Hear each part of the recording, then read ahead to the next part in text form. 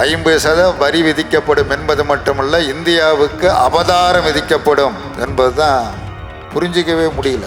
வரி மட்டுமல்ல, அபதாரம் போடுவோண்டா உனக்கு என்று ஒரு பெரிய நாட்டை பார்த்து ஒரு நாடு சொல்கிறது. முதுகெலும்போடு பதில் இல்லை. அமெரிக்க அதிபர் ஒரு முறை அல்ல 36 முறை சொல்லிவிட்டார், நான் தான் அந்த போரை நிறுத்தினேன் என்று சொல்கிறார். 36 முறை சொல்லிட்டாரு. இன்னும் எத்தனை முறை சொல்ல போறான்னு தெரியல. என்ன ரகசியம் என்று எனக்கு தெரியவில்லை. அவர்களுக்குள்ளான ரகசியம் என்ன, 2 பேரும் ரொம்ப நட்புக்குரியவர்கள். அமெரிக்கா ஊதினால் கியூபா அழிந்துவிடும், அவ்வளவு அருகில் இருக்கக்கூடிய நாடு. ஆனால் அந்த நாடு நிமிர்ந்து நிற்கிறது. நீ எதை வேண்டுமானாலும் செய், அதை பற்றி நான் கவலைப்படவில்லை என்று சொல்கிறது. பிடல் காஸ்ட்ரோ அவர்கள் உலக நாடுகளிடம் கையேந்தினார். எங்கள் நாட்டு மக்கள் நோயால் செத்து கொண்டு இருக்கிறார்கள், அவர்களை காப்பாற்றுவதற்கு உதவி செய்யுங்கள் என்று கேட்டார்கள். அமெரிக்கா உதவி செய்யவில்லை என்பது மட்டுமல்ல, எந்த நாடும் உதவி செய்யக்கூடாது என மிரட்டி அச்சுறுத்தி எந்த உதவியும் பெற முடியாத நிலையில் அதை ஒரு சவாலாக ஏற்றுக்கொண்டு ஏராளமான மருத்துவக் கல்லூரிகளை உருவாக்கி, பல்லாயிரக்கணக்கான மருத்துவர்களை உருவாக்கி, என் நாட்டு மக்களை மட்டுமல்ல உலக நாட்டு மக்களையும் நான் காப்பாற்றுவேன் என பிரகடனப்படுத்தியவர் பிடல் காஸ்ட்ரோ அவர்கள். அந்த கலைஞர்கிட்ட கேட்டாங்க, உலகத்தில் நீங்கள் யாரையாவது சந்திக்க விரும்பினால் நீங்கள் யாரை சந்திக்க விரும்புகிறீர்கள் என்று கேட்ட பொழுது, அப்படி ஒரு வாய்ப்பு எனக்கு கிடைத்தால் காஸ்ட்ரோவைத்தான் சந்திப்பேன் என்று கலைஞர் சொன்னார். 7ஆம் தேதி அழிந்து போய்விட்டது, தேய்ந்து போய்விட்டது, முகவரி இல்லை என்று சொன்னார். ஜூலை 7ஆம் தேதி. ஜூலை 16ஆம் தேதி வாருங்கள், உங்களுக்கு ரத்தன கம்பளம் விரித்து வரவேற்கிறோம் என்கிறார்.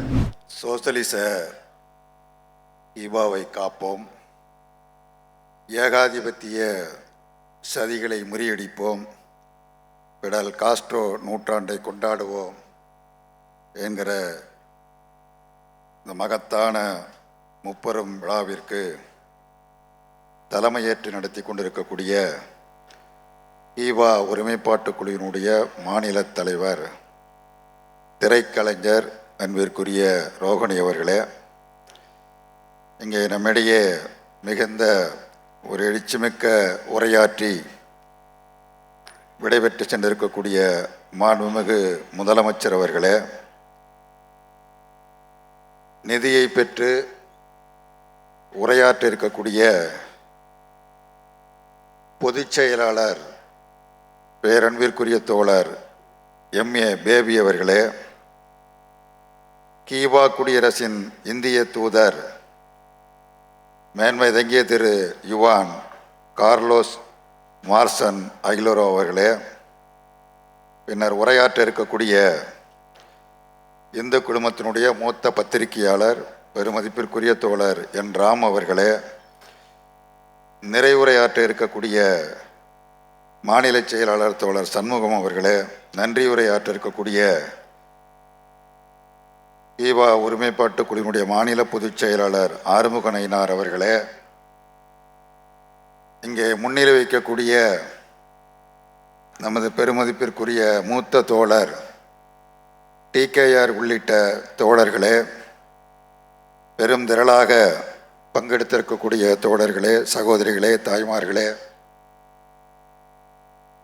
பத்திரிகையாளர்களே, தொலைக்காட்சி நண்பர்களே, உங்கள் அனைவருக்கும் முதலில் அன்பான வணக்கத்தை தெரிவித்துக் கொள்கிறேன். கியூபா ஒருமைப்பாட்டு தேசிய குழுவின் சார்பிலும் மார்க்சிஸ்ட் கட்சியினுடைய தமிழ்நாடு மாநில குழுவின் சார்பிலும் இந்த முப்பெரும் விழாவை அடுத்தமைக்கு இந்திய கம்யூனிஸ்ட் கட்சியின் தமிழ்நாடு மாநில குழுவின் சார்பில் முதலில் பாராட்டுக்களையும் வாழ்த்துக்களையும் தெரிவித்துக் கொள்ள கடமைப்பட்டு இருக்கின்றேன். இங்கே எனக்கு முன்பு தலைமை உரையாற்றிய தோழர் அவர்களும் தொடக்கி வைத்த உரையாற்றிய தோழர் கேபி அவர்களும் முதலமைச்சர் அவர்களும் ஏராளமான சிறப்பான செய்திகளை இங்கே தெரிவித்திருக்கிறார்கள். நமது நாடு ஒரு பெரிய நாடு என்பது நம் எல்லோருக்கும் தெரியும். ஏறத்தாழ 142 கோடி மக்களை கொண்ட நாடு, உலகத்திலேயே அதிக மக்கள் தொகை கொண்ட நாடு என்கிற பெருமைக்குரிய நாடு, ரொம்ப வலிமையான நாடு. இதில் ஒன்றும் சந்தேகம் இல்லை. கியூபா ஒரு சின்ன நாடு. அமெரிக்காவிலிருந்து மிக குறுகிய தூரத்தில் இருக்கக்கூடிய நாடு. ஒரு 100 கிலோமீட்டருக்குள்ளே 100 மைலுக்குள்ளாக இருக்கக்கூடிய ஒரு சின்னஞ்சிறிய நாடு.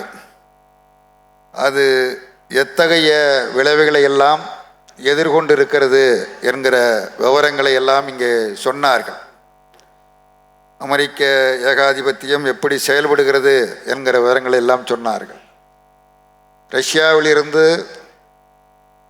எண்ணெய் இறக்குமதி செய்தால் 50% வரி விதிக்கப்படும் என்பது மட்டுமல்ல, இந்தியாவுக்கு அபதாரம் விதிக்கப்படும் என்பது தான் புரிஞ்சிக்கவே முடியல.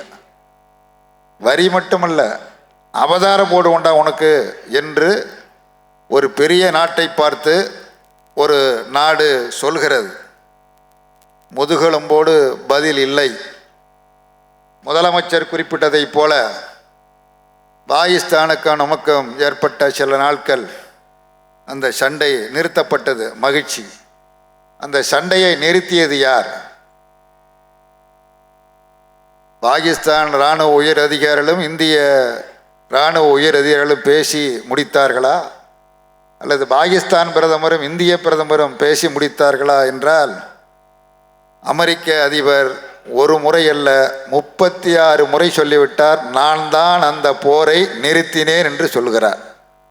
36 முறை சொல்லிட்டாரு. இன்னும் எத்தனை முறை சொல்ல போறாருன்னு தெரியல. 100 முறை கூட சொல்லலாம். ஒரு முறை கூட நம்முடைய பிரதமர் அமெரிக்க அதிபர் கூறுவது தவறு, பொய் சொல்லுகிறார் என்று இவரால் சொல்ல முடியவில்லை. என்ன ரகசியம் என்று எனக்கு தெரியவில்லை. அவர்களுக்குள்ளான ரகசியம் என்ன? 2 பேரும் ரொம்ப நட்புக்குரியவர்கள். கொரோனாவினுடைய தொற்று மிக வேகமாக பரவி பெரிய பாதிப்புகளை ஏற்படுத்தும் என்கிற நிலையில் அமெரிக்க அதிபரை அழைத்து லட்சக்கணக்கான மக்களை திரட்டி அன்போடு வரவேற்றவர் நம்முடைய பிரதமர் என்பது எல்லோருக்கும் நினைவிருக்கும். இது இங்கே இப்படி இருக்கிறது. அருகில் இருக்கிற நாடு அமெரிக்கா ஊதினால் போகிறோம். ஆயுதங்களை அனுப்ப வேண்டியதில்லை, போர் விமானங்களை அனுப்ப வேண்டியதில்லை, நீர்மூழ்கி கப்பலை அனுப்ப வேண்டியதில்லை, ஏவுகணைகளை ஏவ வேண்டியதில்லை. அமெரிக்கா ஊதினால் கியூபா அழிந்துவிடும். அவ்வளவு அருகில் இருக்கக்கூடிய நாடு. ஆனால் அந்த நாடு நிமிர்ந்து நிற்கிறது. நீ எதை வேண்டுமானாலும் செய், அதை பற்றி நான் கவலைப்படவில்லை என்று சொல்கிறது. இங்கே பாலகிருஷ்ணன் சொன்னார், ஒரு நாட்டினுடைய அதிபரை, ஒரு நாட்டினுடைய தலைவரை 638 முறை, ஒரு முறை அல்ல, 2 முறை அல்ல, 3 முறை அல்ல, 638 முறை கொல்வதற்கு, பழி தீர்ப்பதற்கு முயற்சி மேல் முயற்சி மேற்கொண்டு அனைத்து முயற்சிகளும் தோற்று போனது. அவர் பிடிக்கிற அந்த சுருட்டு புகை, சுருட்டில் விஷத்தை வைத்து கொள்வதற்கு கூட முயற்சித்தார்கள். அந்த முயற்சிகள் வெற்றி பெறவில்லை. அவைகளை எல்லாம் எதிர்த்து சர்வதிகாரிடமிருந்து நாட்டை மீட்டு ஒரு நல்ல ஆட்சியை அங்கு அமைத்து மிகச் சிறப்பாக செயல்பட்டு அந்த நாட்டு மக்கள் அனைவருக்கும் கல்வி, அனைவருக்கும் மருத்துவம் என்கிற உலகத்திற்கே முன்மாதிரியாக செயல்பட்ட ஒரு மகத்தான மாபெரும் தலைவர்.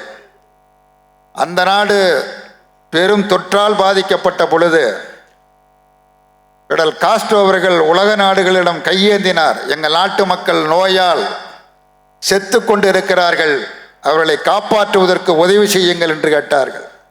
அமெரிக்கா உதவி செய்யவில்லை என்பது மட்டுமல்ல, எந்த நாடும் உதவி செய்யக்கூடாது என மிரட்டி அச்சுறுத்தி எந்த உதவியும் பெற முடியாத நிலையில் அதை ஒரு சவாலாக ஏற்றுக்கொண்டு ஏராளமான மருத்துவக் கல்லூரிகளை உருவாக்கி, பல்லாயிரக்கணக்கான மருத்துவர்களை உருவாக்கி, என் நாட்டு மக்களை மட்டுமல்ல உலக நாட்டு மக்களையும் நான் காப்பாற்றுவேன் என பிரகடனப்படுத்தியவர் பிடல் காஸ்ட்ரோ அவர்கள்.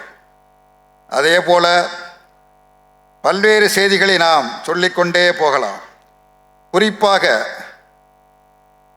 2 பேர் முதலமைச்சர் அவர்களும் குறிப்பிட்டார்கள், மார்க்சும் ஏங்கல்ஸும் எப்படி இருந்தார்கள் என்று. அதே மாதிரி புரட்சியில் 2 தலைவர்கள், மகத்தான தலைவர்கள் இணைந்திருந்தது. நாம் இங்கே இருக்கிற நாம் அனைவரையும் ஒருவர் நன்கு அறிவோம். நான் யார் என்பது உங்களுக்கு தெரியும், நீங்கள் யார் என்பதும் எனக்கும் தெரியும். ஆனால் நாம் சாலையில் போகிற பொழுது, வாகனங்களில் போகிற பொழுது யாரென்றே தெரியவில்லை. அவர்கள் கம்யூனிஸ்டும் இல்லை, வாலிபர் சங்கமும் இல்லை, இளைஞர் பெருமன்றமும் இல்லை.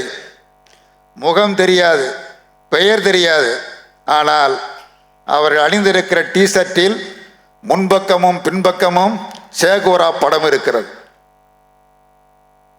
உலகத்தில் இருக்கிற இளைஞர்கள் அனைவரையும், ஒரு மாநிலத்தில் அல்ல, ஒரு நாட்டில் அல்ல, உலகம் முழுவதும் இருக்கக்கூடிய இளைஞர்களை கவர்ந்த தலைவர்கள் யார் என்று சொன்னால் இந்த இரண்டு தலைவர்கள் தான், வேறு யாரும் கிடையாது. சேகோராவும் காஸ்ட்ரோவும் தான். உலகத்தில் இருக்கிற அவ்வளவு இளைஞர்களையும், உலகம் முழுவதும் இருக்கக்கூடிய இளைஞர்களுக்கு, மாணவர்களுக்கு முன்மாதிரியாக விளங்கக்கூடிய மகத்தான தலைவர்கள். நான் நிறைவு செய்ய விரும்புகிறேன். நிறைவு செய்து மட்டுமல்ல, விடைபெற விரும்புகிறேன். நான் சேலத்துக்கு போகணும். அந்த அவசரத்தில் தான், இந்த நிகழ்ச்சிக்காக தான் இங்கே தங்கியிருந்தேன். இல்லைன்னா சேலத்தில் தான் இருப்பேன். மாநாடு உங்களுக்கு எல்லாருக்குமே தெரியும். ரஷ்யாவில், சோவியத் யூனியனில் அங்கே ஆட்சியை கம்யூனிஸ்ட் கட்சி இழந்த பொழுது தமிழ்நாட்டில் ஒரு பத்திரிகை, இன்றைக்கும் அந்த வாரப்பத்திரிகை நடந்து கொண்டு இருக்கிறது, எல்லோருக்கும் தெரியும். அது என்றைக்குமே கம்யூனிஸ்ட் கட்சியை ஆதரித்து எழுதியது கிடையாது என்பது வேறு விஷயம். அந்த பத்திரிகை எழுதியது. அவர் இந்த ஆசிரியர் இப்பொழுது இல்லை. இப்பொழுது அவர் சிசியை நடத்தி கொண்டு இருக்கிறார். கம்யூனிஸ்ட் கட்சி புதைகுழிக்கு சென்று விட்டது, பிறந்த இடத்திலேயே புதைகுழிக்கு சென்று விட்டது என்று எழுதினார். இன்னொரு தலைவர் ஒருத்தர் இருந்தார், அவர் வாரிசு தான் இப்போ பேசிக்கிட்டு இருக்கிறது. கம்யூனிஸ்ட் கட்சி அழிஞ்சே போய்விட்டது உலகத்தில் என்று எழுதினார். கலைஞர் சொன்னார், இது ஒரு தற்காலிக பின்னடைவு என்று சொன்னார். அவர் தான் சொன்னார், ஒரு தற்காலிக பின்னடைவு என்று சொன்னார். அந்த கலைஞர்கிட்ட கேட்டாங்க, உலகத்தில் நீங்கள் யாரையாவது சந்திக்க விரும்பினால் நீங்கள் யாரை சந்திக்க விரும்புகிறீர்கள் என்று கேட்ட பொழுது, அப்படி ஒரு வாய்ப்பு எனக்கு கிடைத்தால் காஸ்ட்ரோவைத்தான் சந்திப்பேன் என்று கலைஞர் சொன்னார். இப்படி சிறப்புக்குரிய ஒரு தலைவர், அவருக்கு இது நூற்றாண்டு. அந்த நாட்டிற்கு நாம் நம்முடைய ஆதரவை தெரிவிப்போம் என்கிற முறையில் இந்த நிகழ்ச்சி நடைபெற்று கொண்டு இருக்கிறது. முற்போக்காளர்களுக்கு என்றும் அழிவில்லை. சில தவக்கலைகள் கத்தலாம், முதலமைச்சருடைய உரையில் கூட குறிப்பிட்டார். சில தவக்கலைகள் கத்தலாம், அழிந்து போய்விட்டது என்பார்.